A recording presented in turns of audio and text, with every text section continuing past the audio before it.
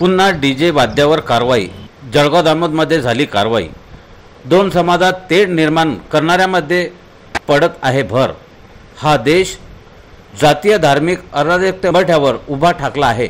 देशात हायकमांड ज्याप्रमाणे स्वार्थासाठी राजकारणासाठी धर्मांधतेचा वापर करीत देशातील संविधानाची धर्मनिरपेक्षता पायी तुडवत आहेत, याचा परिणाम देशात गल्लोगल्ली दिसून येत आहे। हा देश आमचाच, इतर धर्मीय देशाचे नाहीत, त्यांना येथे राहण्याचा अधिकार नाही, अशा प्रकारचे अमानवीय कृत्य करीत घटना घडत असताना हा गंभीर स्वरूपाचा अपराध असूनही न घाबरता हे कृत्य करीत असतात।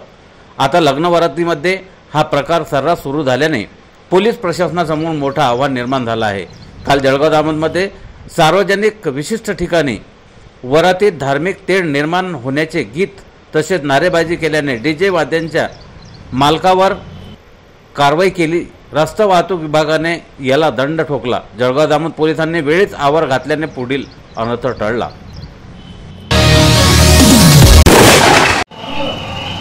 मैं समाजवादी पार्टी शहर अध्यक्ष सैयद नफीस।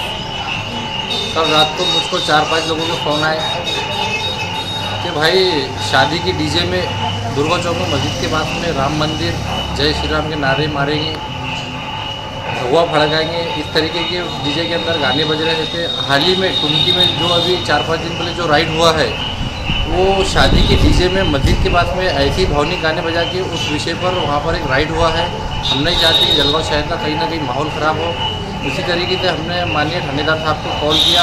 थानेदार साहब ने उस व्यक्ति पे कार्रवाई करे, उसका डीजे जब्त करे और हाल ही में आज आरटीओ ने उस पर 51,000 रुपये का चालान मारा। और आगे भी जिस तरीके से शहर के अंदर ऐसी ही कुछ घटना होंगी तो इसी तरीके से पुलिस स्टेशन में सूचना देकर उन लोगों पर कार्रवाई करेंगे।